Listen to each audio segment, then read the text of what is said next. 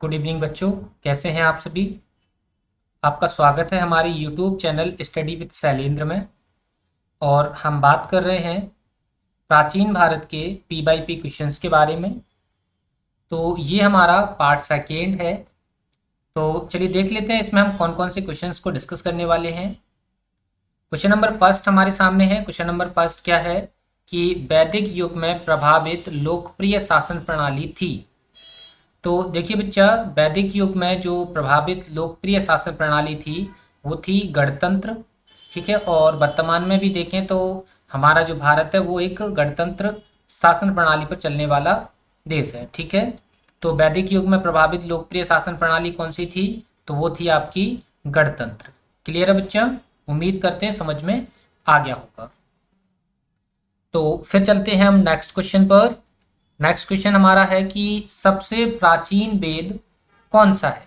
Clear है, सबसे प्राचीन वेद कौन सा है। तो देखिए बच्चा, हमारा जो सबसे प्राचीन वेद है वो है ऋग्वेद। सबसे प्राचीन वेद जो है बच्चा वो है हमारा ऋग्वेद। तो अगर वेद से रिलेटेड कुछ नोट लिखना है तो नोट लिख लीजिए कि हमारा सबसे पहले आता है ऋग्वेद, फिर आता है हमारा सामवेद, और फिर आता है हमारा यजुर्वेद, और फिर आता है हमारा अथर्ववेद। ये हमारा कुछ ऐसा क्रम है वेद का जिसमें ऋग्वेद सबसे ऊपर है, अर्थात ये सबसे पुराना वेद है। और ये जो आप देख रहे हैं अथर्ववेद, ये सबसे नया वेद है। क्लियर बच्चा, अगर नए और पुराने वेद से रिलेटेड क्वेश्चन आएगा तो आप इजीली सॉल्व कर पाएंगे। तो सबसे प्राचीन वेद कौन सा है, सबसे प्राचीन वेद है बच्चा कौन सा, ऋग्वेद। क्लियर है, समझ में आ गया होगा। तो फिर चलते हैं हम नेक्स्ट क्वेश्चन पर। देखिए बच्चा, नेक्स्ट क्वेश्चन हमारे सामने है। नेक्स्ट क्वेश्चन क्या है कि कौन सा वेद असंतः गद्य रूप में भी रचित है। तो बच्चा हमारे पास वर्तमान में सिर्फ एक ही ऐसा वेद है जो असंतः गद्य रूप में लिखा गया है। असंतः गद्य का मतलब है कुछ गद्य में और कुछ पद्य में। क्लियर है, कुछ गद्य में और कुछ पद्य में। ठीक है, तो ऐसा एक ही वेद है, एक है यजुर्वेद। यजुर्वेद एक ऐसा वेद है जो असंतः गद्य और असंतः पद्य में लिखा गया है। ठीक है बच्चा, क्लियर है, समझ में आ गया होगा। तो फिर चलते हैं हम नेक्स्ट क्वेश्चन पर। देखिए बच्चा, क्वेश्चन है कि आदि काव्य की संज्ञा किसे दी जाती है। तो आदि काव्य की संज्ञा बच्चा दी जाती है रामायण को। आदि काव्य की संज्ञा दी जाती है बच्चा किसको, रामायण को। क्लियर है, समझ आ गया होगा। तो फिर चलते हैं हम नेक्स्ट क्वेश्चन पर। क्वेश्चन है गायत्री मंत्र की रचना किसने की थी। तो देखिए बच्चा, गायत्री मंत्र की रचना की थी विश्वामित्र जी ने। गायत्री मंत्र की रचना किसने की थी, विश्वामित्र जी ने की थी। और बच्चा ये जो गायत्री मंत्र है ना, ये जो गायत्री मंत्र है वो आपको ऋग्वेद में देखने के लिए मिलता है। कहाँ पर देखने के लिए मिलता है, ऋग्वेद में। और ऋग्वेद की कौन से, ऋग्वेद के तीसरे मंडल में। कहाँ पर मिलता है बच्चा, ये ऋग्वेद के तीसरे मंडल में हमें गायत्री मंत्र देखने के लिए मिलता है, जिसकी रचना किसने की थी, जिसकी रचना की थी विश्वामित्र जी ने। क्लियर है बच्चा, उम्मीद करते हैं क्वेश्चन समझ में आ गया होगा। तो फिर चलते हैं हम नेक्स्ट क्वेश्चन पर। देखिए बच्चा, नेक्स्ट क्वेश्चन हमारे सामने है क्या है कि सिंधु सभ्यता का कौन सा स्थान भारत में स्थित है। क्लियर है, तो देखिए भारत में तो बहुत सारे स्थल जो है वो सिंधु सभ्यता के उपस्थित हैं। लेकिन इस क्वेश्चन के हिसाब से हम देखें तो हड़प्पा देखें तो हड़प्पा हमारा पाकिस्तान के अंदर आता है। हड़प्पा पाकिस्तान में आता है। मोहनजोदड़ो देखें तो ये भी बच्चा पाकिस्तान में आता है। लेकिन लोथल एक ऐसा स्थल है जो गुजरात में है।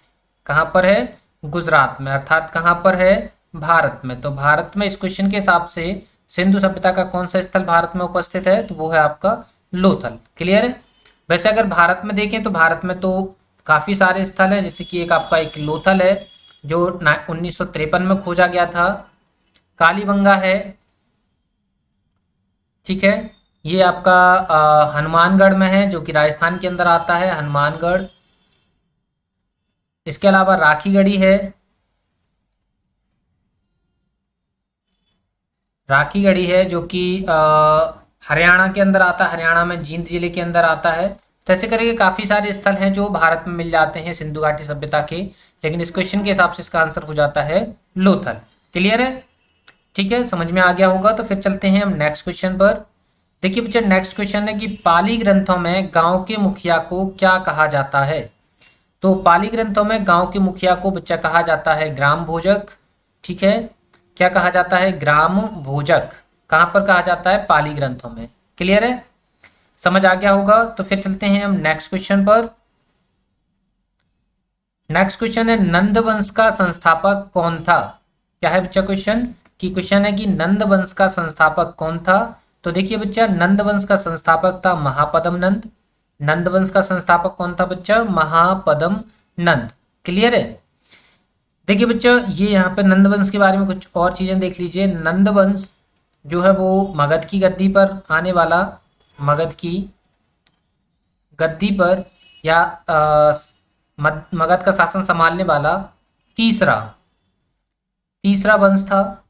ठीक है, दूसरा इसका जो संस्थापक था वो महापद्म नंद था, जो कि गैर क्षत्रिय जाति का था, गैर क्षत्रिय जाति का था। ठीक है, ये क्वेश्चन भी कई बार पूछा जाता है कि मगध की गद्दी पर बैठने वाला गैर क्षत्रिय शासक कौन था। तो आंसर होगा आपका महापद्म नंद। ठीक है, इसी के साथ ही बच्चा एक और चीज याद रखिए कि इस वंश का अंतिम शासक, इस वंश का अंतिम शासक, इस वंश का अंतिम शासक था बच्चा घनानंद। ठीक है, इस वंश का अंतिम शासक कौन था बच्चा? इस वंश का अंतिम शासक था घनानंद। क्लियर है?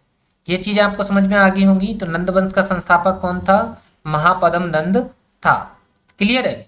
समझ आ गया होगा। तो फिर चलते हैं हम नेक्स्ट क्वेश्चन पर। क्वेश्चन है कि सिकंदर ने भारत पर कब आक्रमण किया था।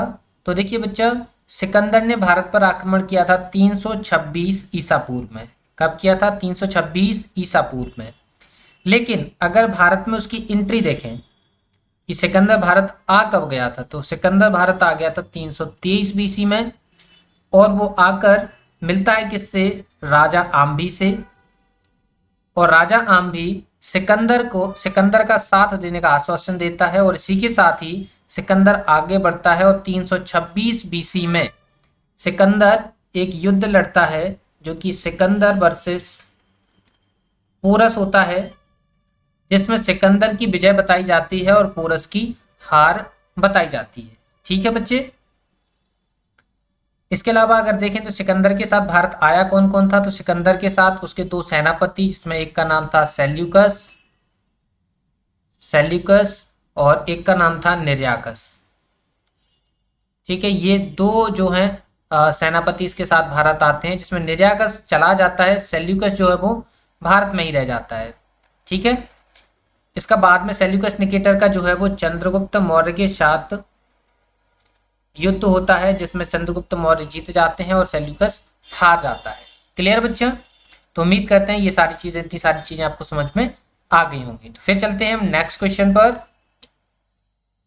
क्वेश्चन नंबर 10 अभी जस्ट बताया था, नंदवंश का अंतिम सम्राट कौन था। तो नंदवंश का अंतिम सम्राट था घनानंद। कौन था बच्चा? नंदवंश का अंतिम संस्थापक कौन था? नंदवंश का अंतिम संस्थापक था घनानंद। क्लियर है? उम्मीद करते हैं ये भी समझ में आ गया होगा। तो फिर चलते हैं हम नेक्स्ट क्वेश्चन पर। नेक्स्ट क्वेश्चन देखिए, नेक्स्ट क्वेश्चन क्या है आपका कि विश्व का पहला गणतंत्र वैशाली में किसके द्वारा स्थापित किया गया था। यहाँ पे ये गलत लिख गया है, वैशाली किसके द्वारा स्थापित किया गया था। विश्व का पहला गणतंत्र वैशाली किसके द्वारा स्थापित किया गया था। तो ये किया गया था लिच्छावियों द्वारा। क्लियर बच्चा? किसके द्वारा स्थापित किया गया था? लिच्छावियों के द्वारा वैशाली जो गणतंत्र था उसे स्थापित किया गया था। क्लियर है?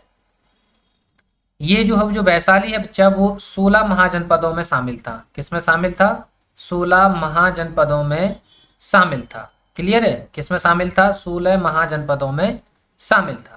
ठीक है, अब 16 महाजनपद कौन कौन से, तो वो हम बाद में कभी डिस्कस करेंगे। यहाँ पर हम सिर्फ क्वेश्चन के डेटा को डिस्कस कर रहे हैं। तो इसका पहला जो गणतंत्र वैशाली था, किसके द्वारा स्थापित किया गया था? लिच्छावी शासकों द्वारा स्थापित किया गया था। नेक्स्ट क्वेश्चन हमारे सामने है, क्या है कि पहला ईरानी शासक जिसने भारत के कुछ भाग को अपने अधीन कर लिया था। विश्व का जो है पहला ईरानी शासक जिसने भारत के कुछ भाग को अपने अधीन कर लिया था, तो ऐसा था वो डेरियस जो शासक था। कौन था? डेरियस था। डेरियस ने जो है वो भारत के कुछ भागों को अपने अधीन कर लिया था। इसी के साथ ही आपको एक क्वेश्चन अक्सर पूछा जाता है बच्चा कि भारत पर सर्वप्रथम किसने आक्रमण किया था? किसने आक्रमण किया था? तो बच्चा भारत पर सबसे पहले ईरानियों ने आक्रमण किया था, ना कि यूनानियों ने। ठीक है, ये पॉइंट आप हमेशा याद रखेंगे, ये क्वेश्चन कई बार पूछा गया है और इसमें बच्चे कंफ्यूज हो जाते हैं। क्लियर है ना? तो पहला ईरानी शासक जिसने भारत के कुछ भागों को अपने अधीन कर लिया था कौन था? डेरियस था। क्लियर है? उम्मीद करते हैं समझ में आ गया होगा। तो फिर चलते हैं हम नेक्स्ट क्वेश्चन पर। देखिए नेक्स्ट क्वेश्चन हमारे सामने है, क्या है कि त्रिपिटक धर्म धर्म किस त्रिपिटक धर्म ग्रंथ है, किसका है? किसका धर्म ग्रंथ है त्रिपिटक? ये जो त्रिपिटक है वो बच्चा वो है बौद्धों का धर्म ग्रंथ।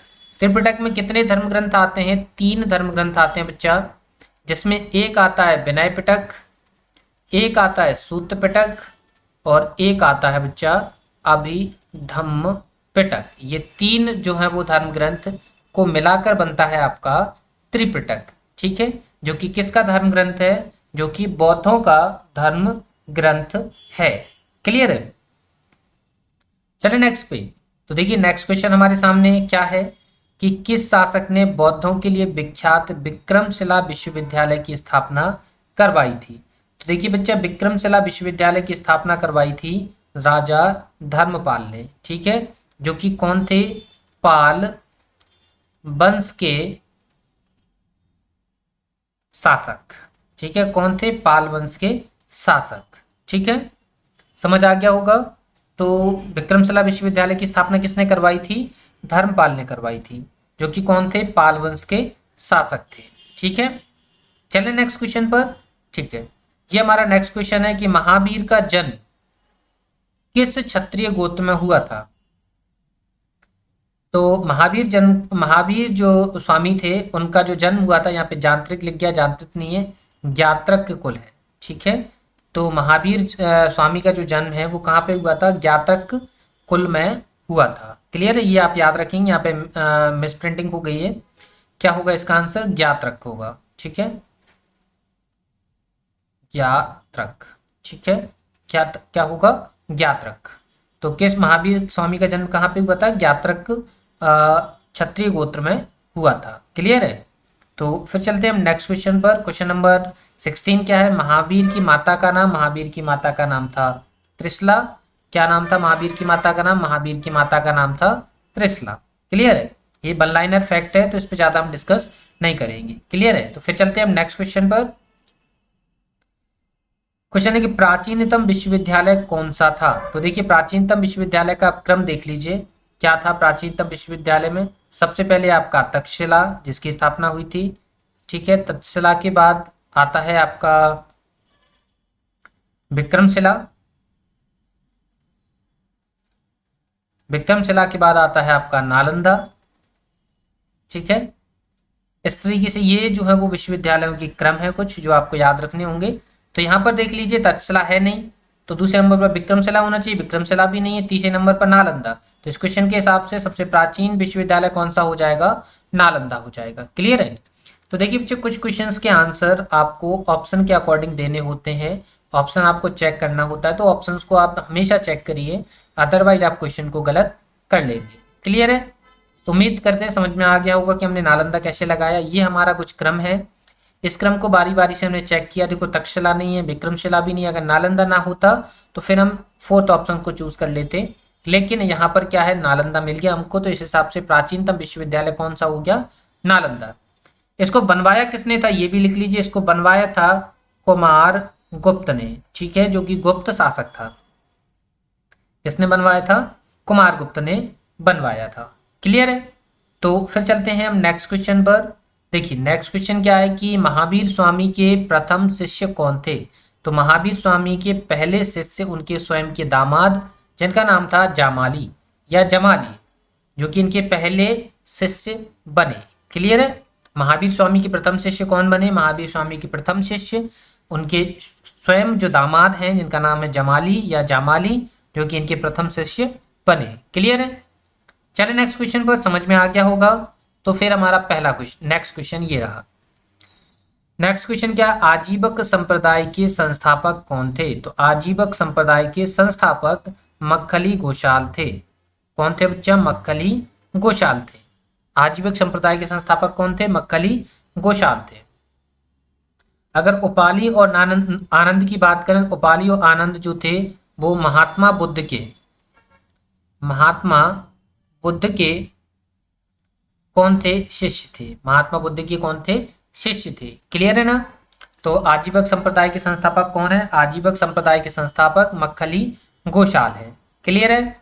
समझ आ गया होगा। तो फिर चलते हैं हम नेक्स्ट क्वेश्चन पर।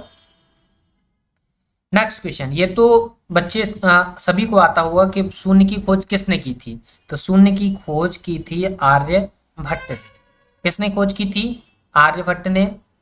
ठीक है। इसके अलावा इनकी ये जो इनकी भास्कर की बात करें तो भास्कर जो है ये भी एक गणितज्ञ थे। ठीक है, एक मैथमेटिशियन थे। बराहमिहिर की बात करें तो ये एक खगोल शास्त्री थे। कौन थे? खगोल शास्त्री। इसके अलावा इन तीनों की बात करें तो ये तीनों के तीनों राजदरबारी थे। कौन थे? राजदरबारी थे। किसके राजदरबारी थे? ये तीनों के तीनों कनिष्क के राजदरबारी हुआ करते थे। क्लियर है ना बच्चा? समझ आ गया होगा। शून्य की खोज किसने की थी? आर्यभट्ट ने की थी। इसके अलावा भास्कर और बराहमिहिर ये भी कौन थे? ये भास्कर इसमें मैथमेटिशियन थे और बराहमिहिर कौन थे? खगोल शास्त्री थे। इन तीनों की देखें तो ये तीनों के तीनों राजदरबारी थे। किसके दरबार में रहते थे? कनिष्क के दरबार में रहते थे। क्लियर है? चले नेक्स्ट क्वेश्चन पर। फिर देखिए नेक्स्ट क्वेश्चन हमारे सामने रहा, ये रहा, प्राचीन भारत में निम्न में से कौन सा विद्या का केंद्र नहीं था? तो देखिए अभी बताया था तक्षशिला विद्या का केंद्र था, विक्रमशिला जो है विद्या का केंद्र था, कौशाम्बी विद्या का केंद्र नहीं था। तो इसका आंसर क्या हो जाएगा? कौशाम्बी। कौशाम्बी विद्या का केंद्र नहीं था। क्लियर है? चले नेक्स्ट क्वेश्चन पर, समझ में आ गया होगा। तो फिर देखते हैं हम नेक्स्ट क्वेश्चन। देखिए नेक्स्ट क्वेश्चन 22 हमारे सामने है। क्या है कि किस विदेशी यात्री ने भारत का दौरा सबसे पहले किया था? तो देखिए सबसे पहले जो विदेशी यात्री आया था वो आया था कौन? मैगस्थनीज। कौन आया था? मैगस्थनीज। कहाँ पर आया था? चंद्रगुप्त मौर्य के दरबार में। कहाँ पर आया था? चंद्रगुप्त मौर्य के दरबार में। ठीक है। कब तक रहा था? ये रहा था लगभग 14 वर्षों तक। इसके अलावा बच्चा मैगस्थनीज जो था वो किसका सेनापति था? सेल्यूकस निकेटर का सेनापति था। सेल्यूकस निकेटर ने इसको भेजा था कहाँ पर? चंद्रगुप्त मौर्य के दरबार में, जो कि कब तक रहा था? 14 वर्षों तक रहा था। इस दौरान मैगस्थनीज ने जो है वो एक पुस्तक की भी रचना की थी। इस पुस्तक का नाम था इंडिका। क्लियर है? ठीक है, समझ में आ गया होगा ये क्वेश्चन कि किस विदेशी यात्री ने भारत का सबसे पहले दौरा किया था? तो वो थे मैगस्थनीज। किसने किया था? मैगस्थनीज ने सबसे पहले भारत का दौरा किया था। कहाँ पर आया था? ये चंद्रगुप्त मौर्य के दरबार में आया था। 14 वर्षों तक रहा था। किसने भेजा था इसको? सेल्यूकस निकेटर ने, क्योंकि सेल्यूकस निकेटर का राजदूत था। इसने कौन सी बुक की रचना करी है? इसने करी है इंडिका की रचना। क्लियर है? तो फिर से देखते हैं हम नेक्स्ट क्वेश्चन। देखिए नेक्स्ट क्वेश्चन क्या है, किस व्यक्ति को द्वितीय अशोक कहा जाता है?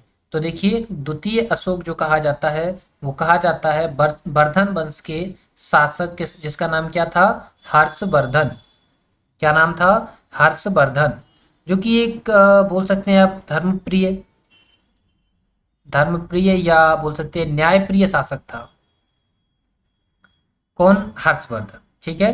तो द्वितीय कौन था ये? द्वितीय अशोक किसे कहा जाता है? द्वितीय अशोक कहा जाता है हर्षवर्धन को। क्लियर है? समझ आ गया होगा। तो फिर देखते हैं हम नेक्स्ट क्वेश्चन।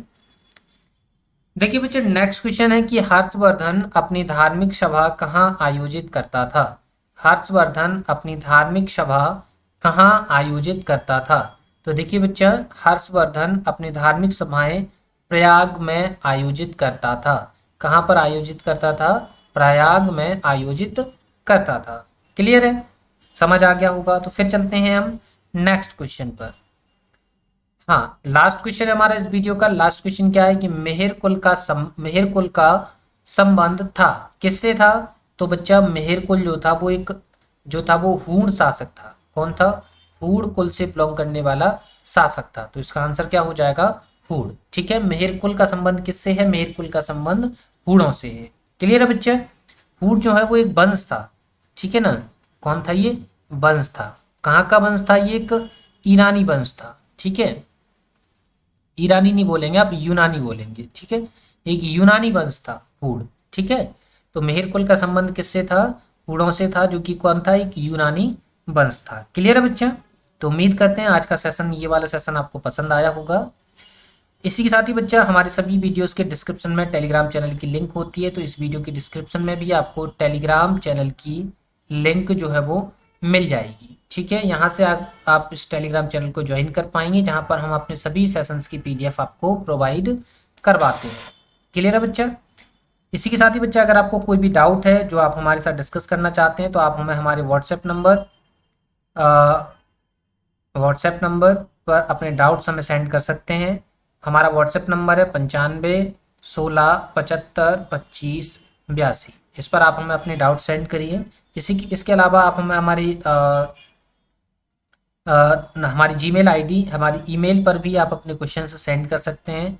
ईमेल आईडी है nssp1996@gmail.com। ठीक है, तो इस पर आप अपने जो डाउट्स हैं हमें सेंड कर पाएंगे, जिन्हें हम जो है वो आपके साथ डिस्कस करेंगे। क्लियर है बच्चों? तो उम्मीद करते हैं आज का सेशन आपको पसंद आया होगा। तो मिलते हैं आपसे नेक्स्ट वीडियो में, तब तक के लिए धन्यवाद।